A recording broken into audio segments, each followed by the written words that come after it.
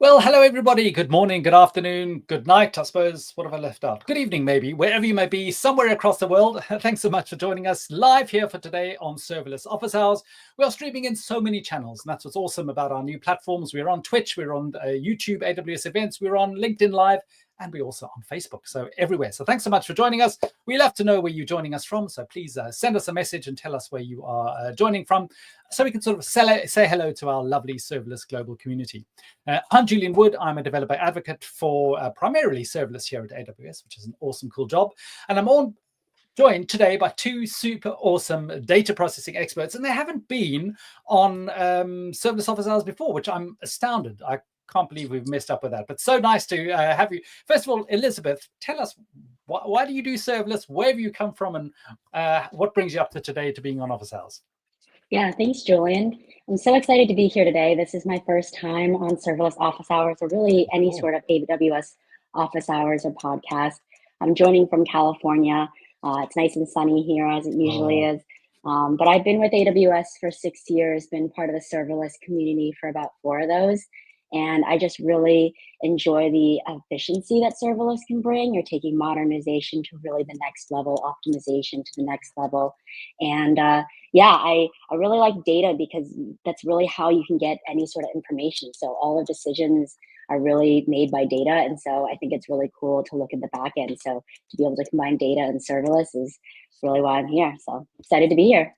Cool, awesome. Yeah, I suppose data processing is such a big term. It can cover so many things. So I love what you're going to dive into today. Well, Mark, you're also first time, which is crazy. And Elizabeth, I can't imagine you've been at AWS for 6 years. Like, time seems to fly. I've seen your name so many times. Like 6 years already. It's crazy. So Mark, also we've got West Coast for Elizabeth. Mark, I know you're East Coast. I'm in London. So we sort of, crossing the planet today. What brings you to AWS and what you're doing today? Yeah, so Mark Richman, Principal Solutions Architect here at AWS. I've been here for 4.5 years. It feels like a month. Just everything goes so quickly here. I'm really enjoying it. I hail from Orlando, Florida. It's quite sunny here today too as well. And just like Elizabeth, I've been in the serverless technical field community here at AWS since pretty much 3 months into my gig here at Amazon. I love working with data, love serverless.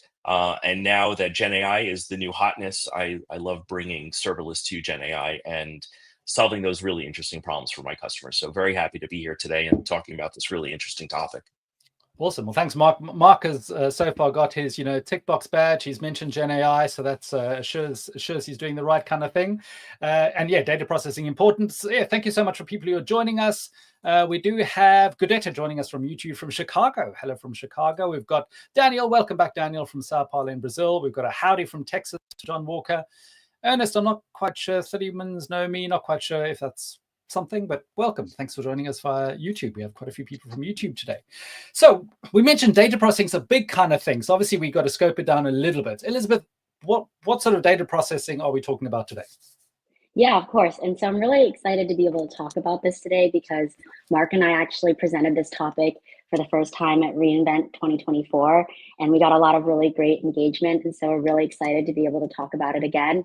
But really kind of what Mark said, as data and generative AI have become even more popular and you look at modern data architectures, it's really important that data orchestration is done correctly as well as that it's done efficiently. And so as data is coming in at larger volumes in more formats than ever before, looking at ways to be able to process those large amounts of data in a very efficient way is really what we're here to talk about. Cool. So yeah, so what is the serverless aspect to this as well? Data is obviously a big kind of thing. AI, I think we understand all of that. Why serverless, or what's the sort of cool connection between serverless and data processing? Yeah, of course. And so there's a lot of different tools out there for the data landscape, but we're actually going to be focusing on Step Functions, which is, of course, a serverless service. It's one of our kind of core services in that serverless offering that we have. And for any of you that aren't familiar with Step Functions or haven't gotten to use it before, it's really a serverless orchestration service. So you're able to take different components together. It works very well, obviously, with our services, but we do see many customers integrate it with other services hosted elsewhere with other providers too. And you're really able to take and orchestrate those different services together. And so if you think about data where you have all of these different components and a lot of different tasks that need to be run, it's a serverless way to be able to then orchestrate and coordinate those workflows. And you really think of it as kind of bread and butter with Lambda specifically. And so we oftentimes talk about that initial use case of being just coordinating a bunch of Lambda functions together, which I'm sure all of us have started to do and then realized, we probably should use something to be able to track all of this. And that's exactly where Step Functions comes in. Okay, yeah. So I mean, if people understand, a lot of people I think do understand Lambda when it's all about code and everything, all that kind of thing. But yeah, Step Functions is the orchestrator that is going to manage maybe some code you're going to run or grab data from there, do something else from there. Yeah, so I don't know, Mark, just Step Functions, just diving slightly deeper for people who don't know, because we are on some new channels over there. It's not just serverless channels. So yeah, in fact, Anand, weirdly, are you reading into my brain? Anand was saying, how does Step Functions compare to other workflow orchestration tools like Apache Airflow? Now, not necessarily just to answer about Apache Airflow, but workflow orchestration and workflows is a big topic. So, how does Step Functions stand out, and what makes it interesting or important?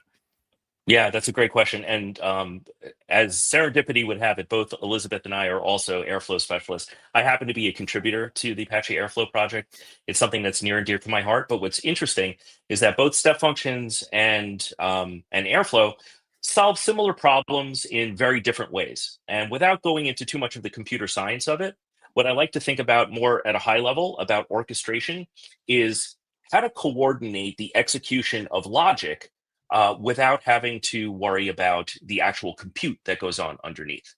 So Step Functions does this from a computer science perspective. We call it a state machine. On Airflow, we call it a DAG, which is directed acyclic graph. It's a very computer sciencey thing again. But ultimately, it's all about getting your workflow, however you represent it, to run reliably and to run in the order that you want your steps to run. So that's my 100 level answer to the question. And yeah. Oh, cool. And thanks. Yeah, Ananda, that was just perfect timing. Thanks for joining us via LinkedIn with a prescient timing question. We also got Lisa, Louise joining us from Colorado as well, and Bramer also, hello from somewhere, joining us via LinkedIn. So yeah, so where next? What would we like to sort of explore in our sort of data processing explanation? Yeah, so one of the things also, just to really quickly add to Mark's answers, one of the really main benefits that Step Functions has is the scalability that it offers. And because of the fact that it's serverless, you're really you have multiple options of running workflows, but really the main beauty of it is you can just run many workflows very quickly, one after another. And it's a really great way to scale at a relatively lower cost than some of your other workflow orchestration platforms out there. But yeah, today, Mark and I really wanted to dive into specific use cases and example, but really talk about different patterns that we've seen for ways that you can actually build within Step Functions, because Step Functions you can do a lot with it. There's infinite possibilities of what you can build with it. But we kind of broke it out into 6 different integration patterns that we want to talk about and how they can apply to different use cases. Cool. And yeah, remember, we are live, so we love your questions and your comments as well. As Elizabeth mentioned earlier, this was actually part of a session done at reInvent, but these are the sessions behind the closed doors that aren't actually recorded, that aren't actually done. So lots of the breakout sessions are on YouTube. These are the ones that aren't. So this is why it's really exciting to be able to have a sort of group of experts, because these are chalk talks. And at reInvent, I think, 50, 60 people maybe in a room. And it's very interactive, lots of whiteboarding, lots of discussions. You get to answer some questions from the experts. So we hope to emulate some of that here as well. So yeah, please let us know what you'd like Elizabeth and Mark to cover as well. Awesome. Mark, are you able to share your screen? Yes, I can bring your screen up. Yes. Oh, sorry, Julian. That's okay, quite all right. Awesome. So to start us off, I'm going to just pull out a use case that Mark and I have seen, a use case very similar to this many different times as we've worked with many different customers at different sizes, different industries, but all really having that main theme of wanting to orchestrate data at a very large scale. And so we're going to talk about the use of invoice processing, where you have hundreds of thousands of invoices that need to get processed. There's a variety of different information that's on each invoice that's going to be unique to each invoice, as well as steps that need to be taken for each one, such as approvals, payments, reporting, etc. And so you can really think of this as transferable to many other use cases where whenever you have data that's then going to be coming in a large volume, you're going to need to analyze that data, and you're going to want multiple different activities ran on that. Really at scale, that's really when this can become this can become applicable to many different use cases. So with that, we have the first pattern that I'm going to outline, which is really flow. And so this is really your traditional step functions pattern, where you think of your traditional computer science term, which is your state machine, meaning you have different states that are going to be ran sequentially. You often think of like a vending machine as like your classic example of it, where it waits for an input, you put in money, and then you select your option, and then it will vend it for you. And so this is whenever multiple tasks need to be ran sequentially and chained together. So if you think about, again, going back to that classic use case for step functions where you have multiple Lambda functions and you want one to call the other, this is really a managed service that's going to be able to orchestrate it and be able to allow you to define in a no code fashion, by the way, these different steps. So if you have 2 Lambda functions, that's fine. And if you have many, that's when having something like step functions is going to be really helpful. And so if we think about this invoicing example, you may have these steps that need to be done sequentially one after another. You want to verify the purchase. Only once the purchase is verified, you'll send it to approvals, then you'll send it for payment. And all of these you'd want to have go in order. And so something to consider here is that granularity may lead to latency. It also can introduce dependencies because these are going to be then tightly coupled onto each other. So the nice thing is step functions will handle scaling and orchestration for you, as well as there's ways you can build in error handling, as well as that's also why we're going to talk about some other ways that you can break things out so you're not necessarily having to run everything sequentially. Cool. So obviously you could write all of this in code as well in some sort of big monolithic kind of application. But as you said, you've got some coupling, things are going to be, tightly bound together, especially if you're writing in a Lambda function, you've got a limit of 15 minutes. So if anything's going to take longer than that. So step functions can run for up to a year. So you've got a whole bunch of flexibility for your sort of iterating things. Awesome. And I'm just going to disconnect my headphones for a minute. I think that they've been bugging out a little bit, and I'll just connect via my computer audio. Is that okay? Yeah, certainly. Go for it. Yeah. We are indeed live. There we go.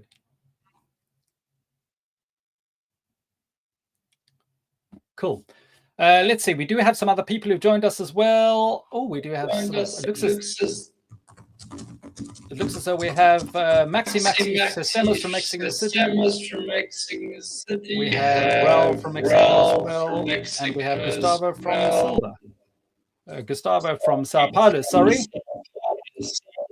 And then we do have another question from Prasad. Can we build the entire checkout process using Lambda and step functions?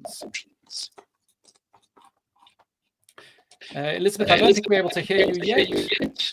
What about now? I'm talking now. Yes, that's good. That's good. Perfect. Awesome. Cool. Yes, this is the beauty of live. Perfect. Okay.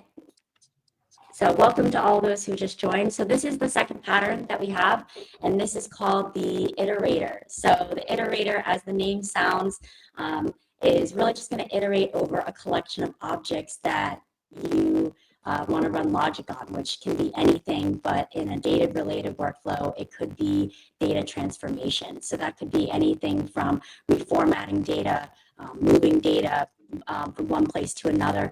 And so this is really great when you have you need to run logic n number of times. So that n is going to be variable. It can vary based off of your use case, but you need to either extract or process information from very different documents going back to our initial use case here. So it's a very straightforward pattern when there's a small set of data to iterate over. When you're trying to scale out to hundreds of thousands, scaling can become a big issue due to concurrency and downstream throttling and error handling. And so there's actually a few native features and step functions that I kind of want to highlight as a way to mitigate all of this. And so Elizabeth, sorry, I'm just going to interrupt you slightly. It looks as though we're getting some weird stuff with the noise as well. So maybe having the clicking and the earrings are fine. That's probably a little bit better. We're having a few people saying that we've got some weird stuff going on. Interesting. I'm not sure what's going on, and I use these. There's maybe some feedback as well from your speakers, maybe. Let me. Sounds like a little Bluetooth interference. Interesting. It is what it is. Well, I'll try them again. Is this better? No, it's still a bit of choppy. Yeah. Somebody's saying I'm having an echo as well. So maybe we are having some platform issues as well. So Mark, you can be sound okay to me. I sound okay. Mark, you sound okay. Yes, you sound good. Okay. Both sound okay to me. But it's interesting because I use my AirPods all the time and with these earrings, and I've never had the clicking issue. So I was just kind of equating it to that, but not quite sure. There's still some interference or something that's going on with your microphone, which is a bit strange.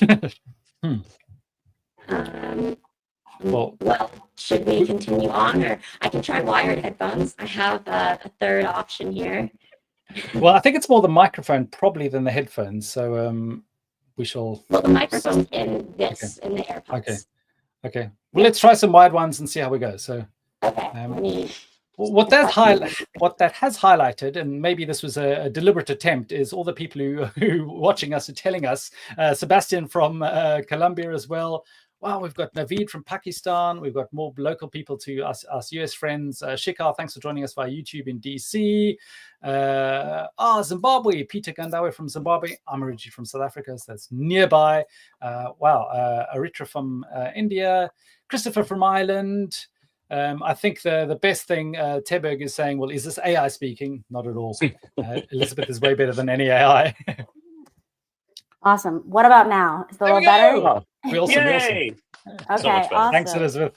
Well, I'll have to take this up with my AirPods later and see what's going on with them. It is. Yeah, awesome. Sorry for the distraction, but now you know this is not pre-recorded, and we are also not robots. So thank you for the patience there. Perfect. And so, Mark, if you don't mind scrolling down slightly, or sorry, Julian, if you don't mind scrolling down slightly, one of the first kind of feature I wanted to highlight, if we look at the iterator, and for those that maybe it was a little choppy or distracting, iterators iterating over a certain number of objects that you want the same thing to be ran on. So again, invoicing, you're going to want to run the same process n number of times on your invoices. So one of the features that I wanted to highlight is intrinsic functions, which will allow for some minor data transformation tasks, such as formatting JSON strings, creating arrays, generating unique IDs. This is an example here for generating a unique ID. And so we're just setting up the value here, and then we're setting it to the intrinsic function that we are calling. And this can be directly written into what we call Amazon State Language, which is a JSON formatted language that is really native to step functions. You can also set this up using our workflow editor. And this is exciting because one of the things that this removes is the need to then call an external service like AWS Lambda or other compute to be able to make a simple function call like this. So this will reduce the amount of maintenance and can also reduce cost by decreasing total workflow time. And one thing I want to note is that this is only available for the JSON path query language. We also recently added support for JSONata, in which case you can still do some of those transformations, but you would just be using the JSONata query language instead.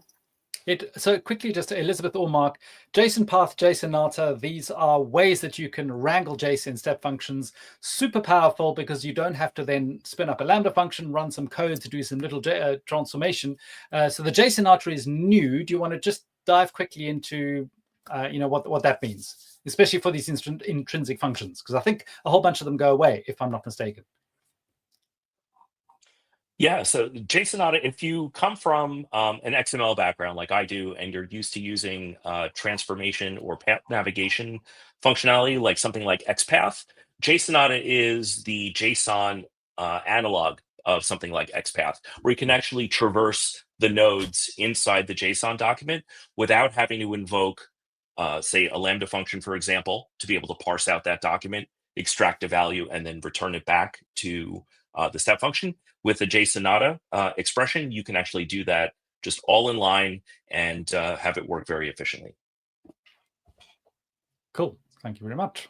Yeah. And Elle, if I can ask you, let me just scroll up here for a second because I have a question for you. Yeah. So if we think about this iterator pattern here and back to our original use case about invoice processing, where connect the dots for all of us here about how this relates back to that use case. Yeah, and actually that's a great point. So if you have a use case like invoice processing where you're going to want to run a series of steps on each single document or invoice that's going to be done, you're really going to be iterating over each invoice as an individual object with its own individual logic that's going to be done, and it's going to be unique per invoice, which actually brings up the next two features that I was going to mention that can kind of help with this process, which is the inline map state and then the distributed map state. So not quite yet. We're still on pattern 2. Yeah, thank you. And so the inline map state will allow you to actually map over and have a concurrency to be able to go through and iterate over those different items that you're going to map over. So in the sense of of invoicing, you'd be able to process up to 40 invoices at one time and run that same logic. Of course, each one would be different at that time.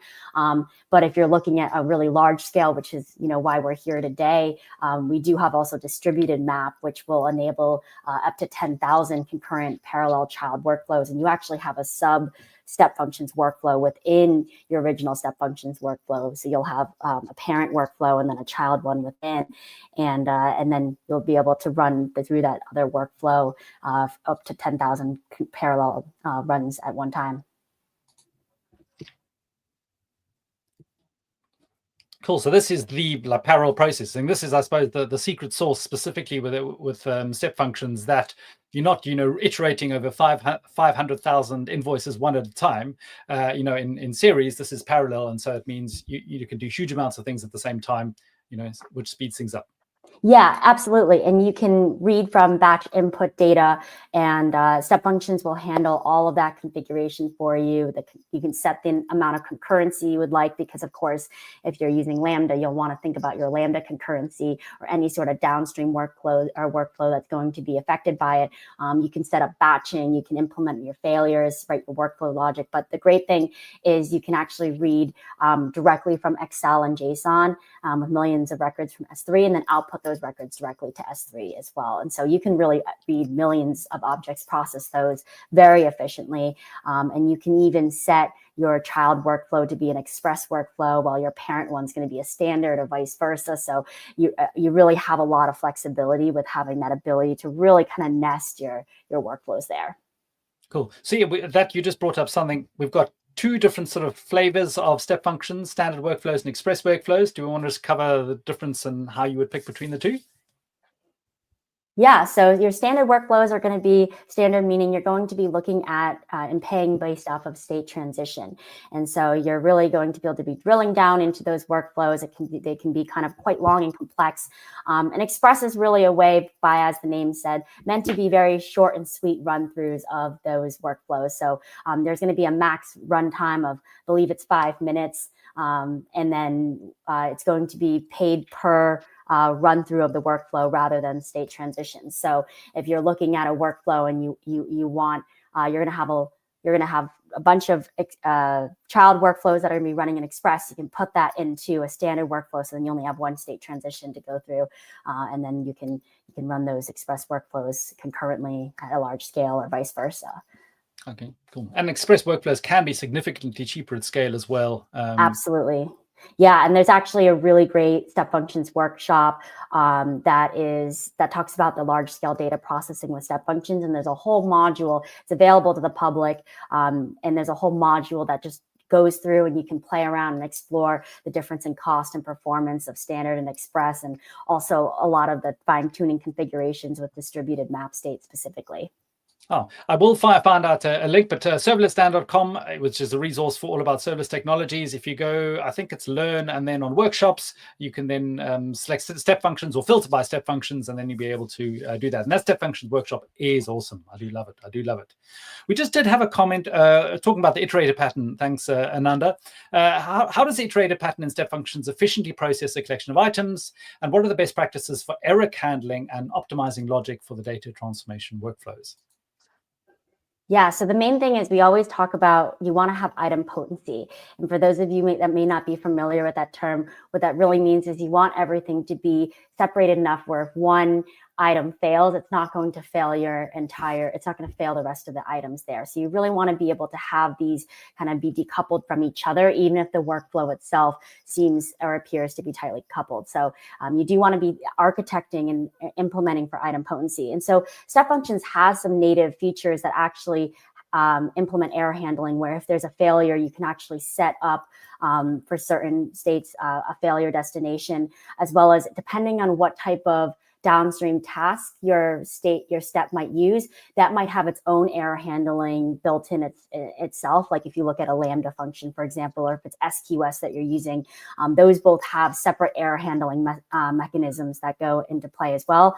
But then also one of the nice things with Step Functions is really great logging, and all of that can be recorded as well. So you can really drill into and understand, what state is it that failed, and you can kind of see. But the big thing that I want to drill home is that really you want to architect for the item potency.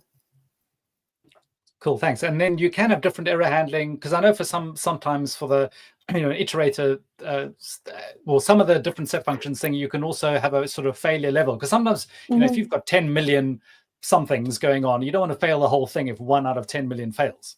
Yeah, exactly. Absolutely. And you can set that threshold, and then, you'll be able to see which ones failed, especially if distributed map, it will kind of say how many records then fail. And then you can kind of drill into those furthermore later. Okay, yeah. so you've got quite sophisticated error handling built in. And also the cool thing is this error handling is not actually your own code. You're not having to code, if then statements or do this, do that in your own code and handle all of this. You can trap those errors within the state machine itself, and then, do some clever stuff. Yes, absolutely. Cool.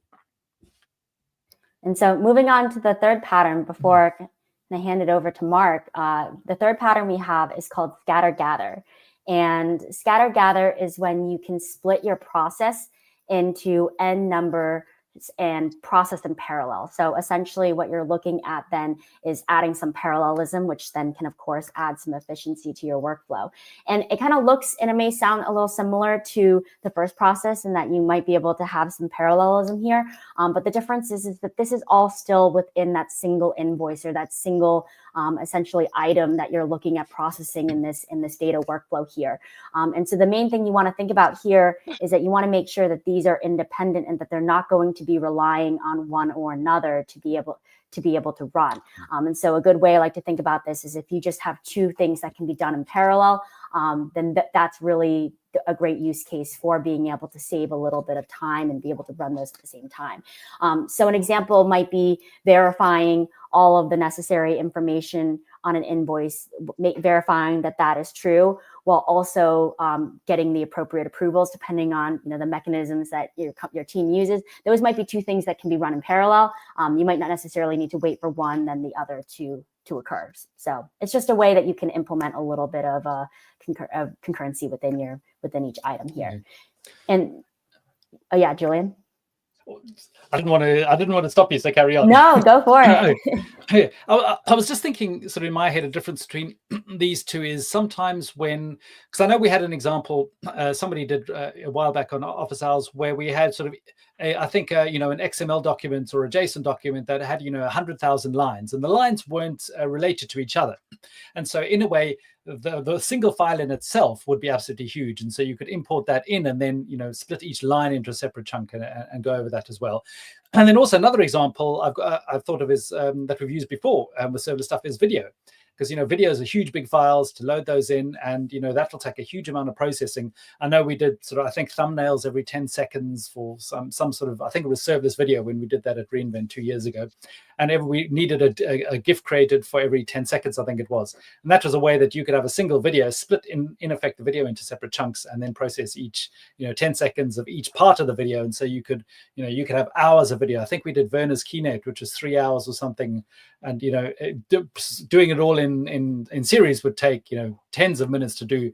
And splitting it up into this kind of thing, splitting into chunks was super efficient. I think it was under a minute for doing, 3 hours of video. So yeah, lots of different ways. Yeah, absolutely. And I actually implemented that once too, with Lambda before there was like the larger ephemeral and temp storage that Lambda was provided with. Yeah. So yeah, it's fun. You can split all that up. You can concatenate the video back together. You'll never know that it was spliced up. So absolutely. Cool. And then the last thing I just want to highlight is this can actually be combined, the scatter-gather pattern, with the Iterator pattern. So when you look at a larger workflow, you can either take that one large file and split it up and concurrently process. Maybe you're just going to be reformatting a large document. And once everything's been reformatted as it's been gone through the scatter-gather pattern, then there's going to be the Iterator pattern where there's going to be subsequent tasks that were dependent on that first transformation to occur. So you can absolutely combine these different patterns together and kind of build your large workflows. And Mark, I'll hand it over to you to talk a little bit about the rest of the patterns. Thanks, Al. So, excuse me. So the next pattern we're going to look at is synchronous request response. Try to say that 3 times fast. So this pattern is a way to execute a workflow and immediately return the result of that entire workflow back to the caller once the execution of the workflow completes.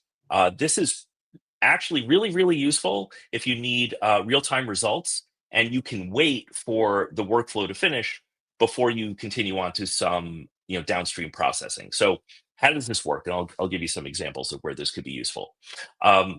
First of all, we invoke the Step Functions workflow using this Step Functions API call, start sync execution. So that stands for start synchronous execution. It's going to trigger the Step Functions workflow. And unlike an asynchronous call, where the caller gets a response immediately and doesn't wait for the workflow to complete, this call will hold or block until that entire workflow finishes. Once this workflow finishes, the result is sent back to the caller in the response to the API call itself. So this will include either a success or a failure as in addition to maybe some kind of output from the workflow itself. And where would you use this kind of pattern? So this is really ideal for scenarios where immediate feedback is required. So maybe you're going to do something like form validation on a web page, some kind of real-time data transformation that can happen rather quickly, or any other kind of short-lived task that needs to return an answer to a user or some calling system as soon as possible. And one thing that you need to keep in mind is that because this is synchronous, asynchronous behaves a little bit differently, but because this is synchronous, the total execution time is limited by Step Functions' own timeout, and that's 5 minutes. So think about all the steps that you might want to put in this workflow and think about that 5-minute constraint. If you could do it in less than 5 minutes, then this is a candidate. Where you might not want to do this is if you have, for example, an HTML form where you're submitting start sync execution to Step Functions workflow. You probably will time out the request before that 5 minutes comes back. So not a great use case for that. But for many, many other use cases, this is really fantastic.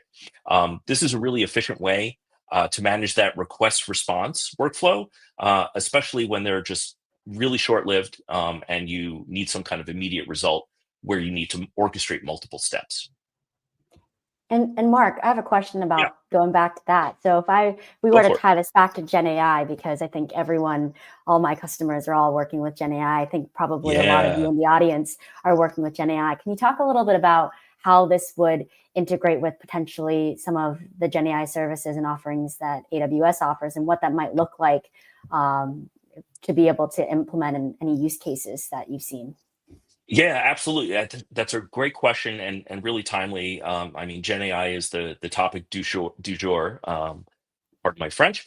And if you think about working with large language models and Amazon Bedrock, which is our managed large language model service, if you have models that you might want to chain together, for example, use this model for this particular use case, get a result, transform it, maybe do something with it in a Lambda function, and then take the output of that. Maybe you want to store something in a database and then invoke, say, another model for a different purpose. Maybe you want to generate an image or video based on previous input. If you want to chain together all of that functionality using Amazon Bedrock, you can orchestrate that using step functions, and it's a very, very powerful way of achieving some really dramatic results with Gen AI. That's a great question.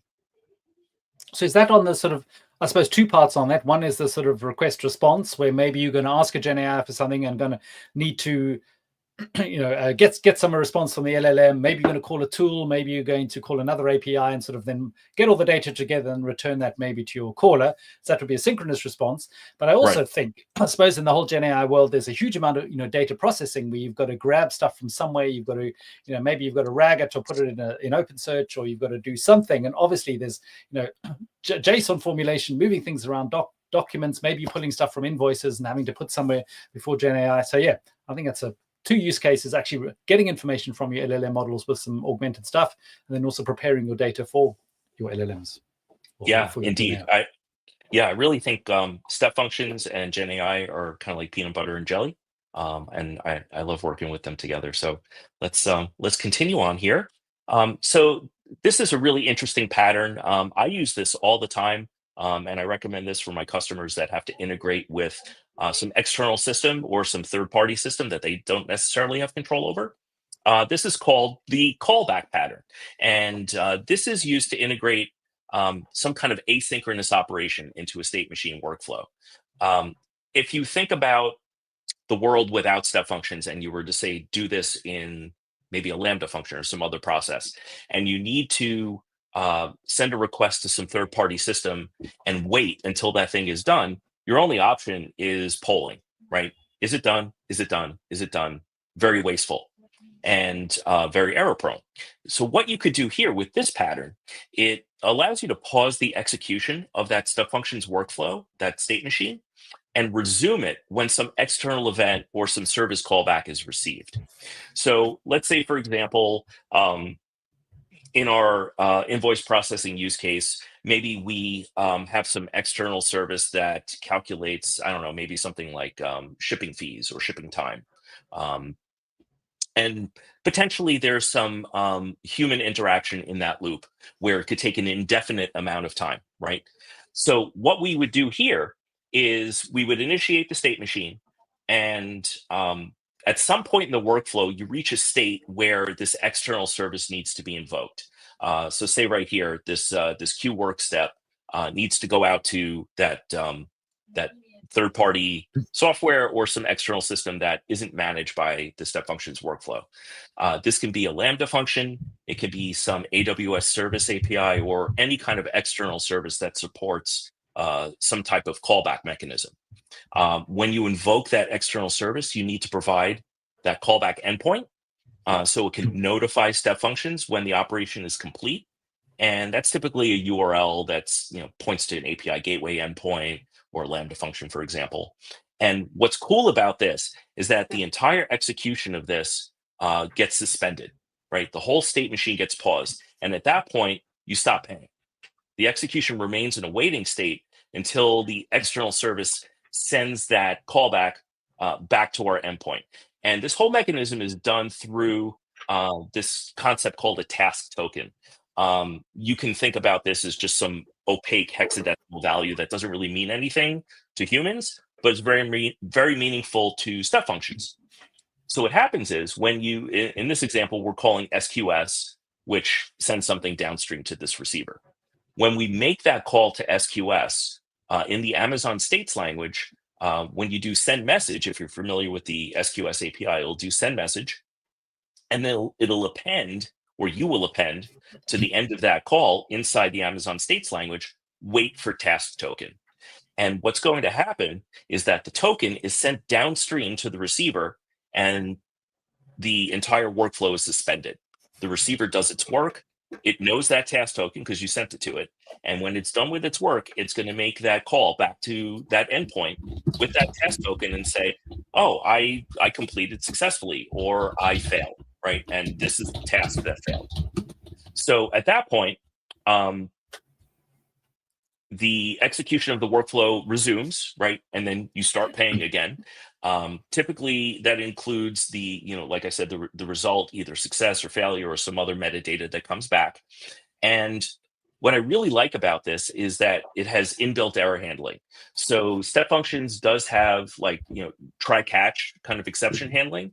And then you can have dedicated failure handlers. So for this toy example here, there's a Lambda function that handles, what happens when there's an error condition, right? We may want to log that for future inspection. So very, very powerful. It allows you to integrate really well asynchronous operations into your workflows. It allows you, and Elizabeth talked about this earlier, about decoupling the execution of different steps, right? And that's what makes orchestration really, really powerful, the decoupling of the work from the management of how those pieces of, or how those tasks get executed. Allows you to provide a way to coordinate and manage that flow of execution, and it ensures that this can just work smoothly even in the face of errors downstream.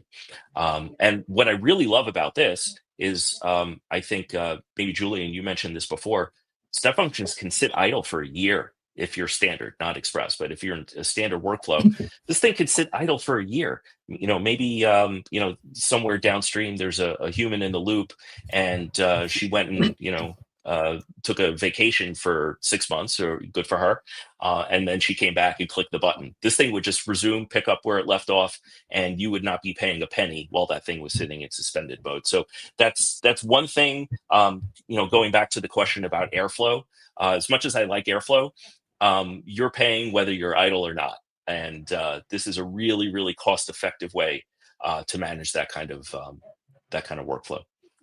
Yeah, no, that is super powerful. If Mark, if we can just go back to that slide, two other things Absolutely. I want to just pick up, and it's a super powerful pattern as well. If people aren't realizing about just having a queue, because you can imagine you are doing something with Step Functions, you could have huge amounts of processing over here. And so you could put, 500,000 images or whatever, do part of the processing, and then just send the information onto the queue. Because that receiver may be a third-party API, it may be another system, it may be something, on premises, wherever that could be. And that could be really slow at doing its processing. And so what that can do is just, pick things one at a time off the queue or in batches off the queue, and then do its processing. And whenever it is ready, it can go to the Step Functions and say, yep, you can carry on, we're done. So that was just the one thing I wanted to bring up is, introducing queuing into some of these high-scale processes is a great lever to be able to just control kind of things. And also it means that if your receiver has a problem, that's fine. The receiver just doesn't pick something up off SQS. You can go and change it. You can swap the code out. You can do whatever you need, swap out a third-party provider. And then eventually when you brought it all back online, it just carries on working. So yeah, queues are a very important kind of thing. But then I wanted to just jump back and say, I don't think we covered actually, when you look at that SQS send message, this is one of honestly the most awesome things in the cloud, let alone Step Functions, that Step Functions natively can run any AWS SDK action. And it's just built into Step Functions.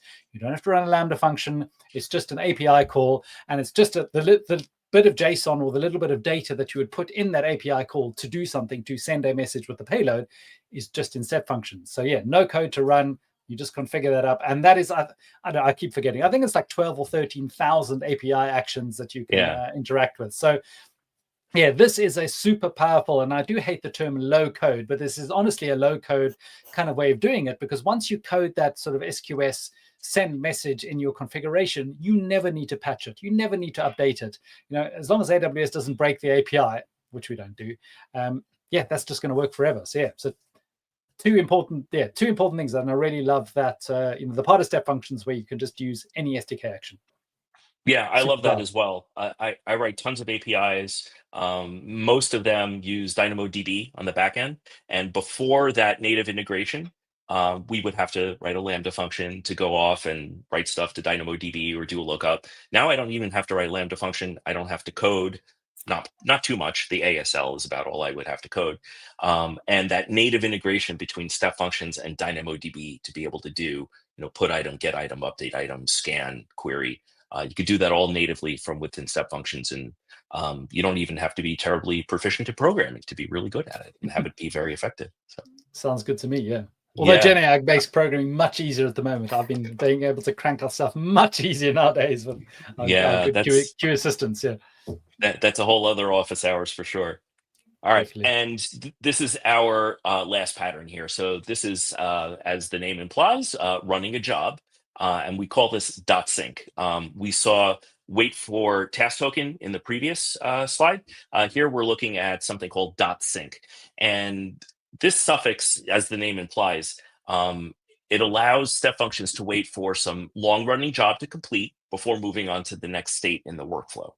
And well, Mark, you just talked about that in the previous slide. How is this thing different? I'll tell you how it's different. So with run a job with .sync, this is intended for native integrations with AWS only services. So there's a handful of supported services where this just works natively. So in this example, we're using Amazon Athena, but it works with AWS Batch, Amazon ECS, AWS Glue, Amazon SageMaker, and a few others that escape me. But this is really, really effective. So in this example, if you need to do a SQL query out to Athena, you could do this natively. It will block the execution of the workflow. So once we call query data set here, it'll call out to Athena, and then it's going to wait. So if you're doing something, this is kind of dumb. You would never do select star, or I hope you never do select star, but some query out in Athena, and this could take some arbitrary amount of time. It could take seconds, it could take an hour, right? And what's great about this is that the entire workflow gets suspended until this data set until the query completes, writes its output to this S3 bucket here, and then returns back to step functions, at which point the workflow resumes. You start paying again. Remember, once it's suspended, you're no longer paying. And then it'll continue on with the rest of your workflow. What I like about this is, again, you're not charged for the waiting time, so very significant cost savings for long-running jobs, particularly at scale. It eliminates the need to implement any kind of custom polling logic, like I mentioned earlier. You don't have to keep asking Athena, are you done? Are you done? Are you done? It'll just wait. And no separate Lambda function to check the job status, and it just completely simplifies your workflow here. Again, you get that extended execution time, like we mentioned before. This could run for up to a year. So some really long-running processes, especially if there are humans involved. And there's a couple of caveats to this. It's only available for standard workflows, not express workflows. And you might need to tweak the IAM role, so the permissions associated with the role attached to that particular workflow, to monitor job status. So if you bump into that issue, take a look at your IAM permissions and see if they're not broad enough. And couple of other considerations if you're doing anything cross account. So many of you, and I certainly recommend this, that you have multiple accounts in an AWS organization for separation of concerns. So say, for example, you have all of your analytics workloads running in one account and your compute running in a different account. This would be in your compute account, and you would need to do that cross account .sync invocation. It uses polling instead of events. Like under the hood, Amazon Event Bridge is involved in some of this orchestration. And there may be some impact to some of your service quotas. So if you're running this at scale and you bump into some issues around service quotas, that's something to look at, and we could certainly help you with that as well. So any questions on that? Mark, so just to clarify, they're not going to have to program any of this logic to make sure that they're communicating with that service as they wait, right? No, Yeah. not at all. It's quite literally drag and drop. We jokingly talk about, low code, no code. This is about as low as you can get, and still be incredibly expressive, productive, and efficient. So with that, and we're running short on time, so I think we're doing pretty well. Just to summarize, I'm not going to read all of this. I'll spare all of you. You've heard my voice enough. Feel free to take a screenshot of this. And of course, this will be available for replay. But what we wanted to point out here in the summary is, if you're like me, you want to see it all written out, you're a different type of visual learner, or if you just want a quick reference, here are each of those 6 patterns that we just talked about, when to use them, so what the appropriate scenario and use case is for when to pick which one, and just a couple of really simple examples that you might draw inspiration from. So put this in your back pocket, and again, we can add some meaningful links in the show notes as well. Cool, thanks, Mark. See, we do have a few more minutes of time as well, and I will get to some of the questions we asked from, but we've gotten the questions. But people who are using step functions, what are some sort of even general tips and tricks, or this could be use cases or things to work on? I know step functions is available in the console; it's also in the IDE. So yeah, where do people get started? How do they sort of wrangle the step functions thing and get the most out of it? Maybe that's the first question rather than a general one. Yeah, so I think in terms of learning, because I think that's the first place to start. I don't know if we could put it up on the screen, but the link to serverlessland.com/workflows. We have, and if you're able to take over the screen, I don't know if you have that handy, but if you go to serverlessland.com, there's up towards the top, there's a workflows section. And in there, we have an entire pattern catalog, not just for step functions, but really for everything serverless. But particularly for step functions, we have a pattern catalog that, some of these patterns that we talked about today, as well as many other community contributed patterns for very common use cases, even some edge use cases that that may look familiar to you. So being able to use those as blueprints to get started, using them as a learning tool to understand how they work, and tweaking them to your purposes is a really great way to get started. So you don't have to start from scratch with a blank canvas and struggle through that. So we have a lot of really effective examples that you can. Cool. Yeah, I thought I'd actually just, and that's it. Bring that up because it's silly not to. Yes, 155 workflows. We've got different ISC frameworks, CDK and SAMs from AWS, Terraform as well. And yeah, this is really simple to done. You've got some use cases. We've got data processing over there, so we can look at various ones. But yeah, so this is this is serverlessland.com/workflows. I realized I didn't have the correct banner for that, but it was up earlier, serverlessland.com/banners. But yeah, and this is all open source as well. So if you have some use cases and you want to join the party, the open source party, that would be super happy to do. All the services over here, express workflows, and you can just filter to your heart's content. So yeah, a really super helpful resource that I would recommend anyone going to. Just while we are on Serverless Land, we've also got other different patterns and testing and so the other repos for sample applications. And we were talking earlier about workshops. So the step functions workshop, in fact, let's bring that up over here. I'll show virtual step functions. We've got a different one, a couple of ones. I think this is the one, the AWS Step Functions Workshop. I think that is the main one. So yeah, a good sort of learning place to go to get all things about serverless technologies. So what else did we have? I'm just checking on the. Yeah, in fact, a really cool question I was thinking as well is Abdel from LinkedIn. Thanks for joining us. Do you recommend using multiple design patterns with AWS Step Functions? You certainly can. One thing that we didn't call out here is that step functions can have nested workflows. So you can have, say, an outer workflow that follows one design pattern, say just a flow pattern, right? Very simply.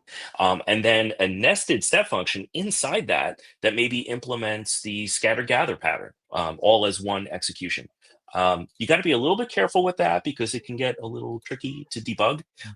But this is very commonly used. So that's a great question.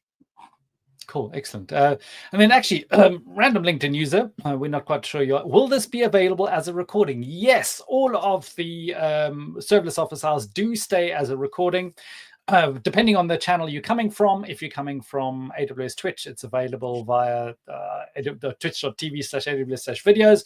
But actually, the best way is probably via YouTube. That's super useful. So if you could just go to the AWS Events channel, they stay there in perpetuity. We do have another playlist somewhere else, but I'll send the link out as well. But yeah, these are also available for the recording. And what's cool is you can get here live, and then obviously this is a global audience, so we've got people watching all over the world, and they catch up tomorrow, and we start getting some of the good info from stuff as well. I'm just checking. Oh, there was a question. In fact, it was Abdel as well, who was sorry I didn't get to this earlier. When we were talking about not the sync, but the request response, when we were talking about the maximum 5 minutes, can we apply a timeout exception on a synchronous request response? I believe you can. The syntax escapes me. Julian, you're closer to this than I am. You might know. I'm deflecting and putting you on the spot. But yeah, I absolutely think you can. One thing to keep in mind is that if you have step functions sitting behind API gateway, so API gateway's timeout default 29 seconds, step functions 5 minutes. It's very easy to exceed that. So just keep in mind, not every service has complementary timeouts. They can conflict. So if you put something like step functions behind API gateway, just keep in mind of which is the shortest pole in the tent, so to speak. Yeah. And in fact, there is quite a funky pattern that some people have done. It's quite advanced, actually, because you can wire up API gateway directly to step functions. Some people have even run their sort of API via step functions, so they can have their different routes as different, ultimately queries that come in, run different thing on step functions, use that synchronous thing to sort of reply back. It is certainly advanced, but some people have found it a little bit easier than using some of the API gateway direct integrations with, using VTL or that kind of thing. When some people use VTL to get velocity template language to get stuff from DynamoDB or things like that. But that's not so easy to test and to understand. So yeah, some people are using step functions for that as well, which I think is pretty advanced and pretty crazy, but go for it. We used to have someone, we used to work closely with Ben Smith, and he always used to say step functions first, step functions only, and then if you've exhausted step functions, he was a big step functions fan, then you start thinking about computing things as well. Yeah. I think about that too when my customers ask me about, again, the question earlier about step functions versus Airflow. As much as I love Airflow, I'm a contributor to the project. Like it's partly my baby. But for my customers, and what I advise is, unless you have an existing investment in Airflow, step functions first until proven otherwise. It'll be faster and cheaper and more flexible. Yeah, definitely. Well, and one quick, Abdel, you're on a roll today. Thanks for the good questions. Yeah, a key difference quickly between batch and step functions for data processing? Yeah, so batch is going to be more for compute heavy workflows. It's not really an orchestration tool. Think of step functions, think of orchestration. You're really not going to be running a lot of compute in the step functions workflow. You're going to be coordinating those other components together. So batch is going to be good for large you can think of almost as like 1 or 2 time processes, versus step functions are orchestrating a lot of different components together. Cool. No, thanks. And yeah, for Igor, thanks for joining us via YouTube. How maybe to implement circuit breaker pattern for Lambda, which is part of a step functions? I mean, it's definitely doable. Think about that one. I mean, definitely doable. If you have basically your circuit breaker pattern is you've got some pathway through your step functions, which is going to happen in a normal kind of thing. Something breaks or something dies from an external service, and you want to sort of break that circuit and go somewhere else. I would think with step functions and your normal sort of error handling, you could trap that error, go down another branch. If you're using Lambda, maybe you're going to get your Lambda function to respond with, an error code or that kind of thing. And then your step functions go, that's the info from the Lambda function. I will go down another path and do that kind of thing. So that would be my quick answer. Anything else, anybody? Yeah, Igor, I think. Go ahead. Yeah, choice state. Thanks, Elizabeth. No, I was just going to say a choice state, add a little bit of logic there. You can kind of predict where it might go. Choice state's one way to do it, but also the exception handling. So there's inbuilt try-catch exception handling in step functions. You could use that as well. Cool. Excellent. Well, thanks so much. We have, thanks again. Rajesh has joined us from India as well. We had Odebegeng from Botswana. We've got Indonesia in the house today. We've had even more. We've got Tanzania, we've got Noah from Nigeria, we've got Sangeeta from Assam. So wow, what an awesome global serverless office hours to do. Thank you very much to Mark, and thank you very much to Elizabeth. I super appreciate you putting all the time together to put this all. Step Functions is awesome. I think you've highlighted it really well. Yeah, follow the links in the show notes as well. There will be their LinkedIn details. So if you want to follow them on LinkedIn, that would be a good place to connect. So yeah, thanks Mark, thanks Elizabeth, and thanks everybody else for joining us. We'll be up same time, same place next week, and we'll be talking about serverless resilience. It's slightly different time because the world clocks go weird. So America stays the same, well, American Canada stays the same, and the rest of us is back to an hour later. So that's what it is. So thank you very much. Have a good week, and we'll see you next week. Bye-bye. Thanks, everyone. Bye, everybody. Thank you.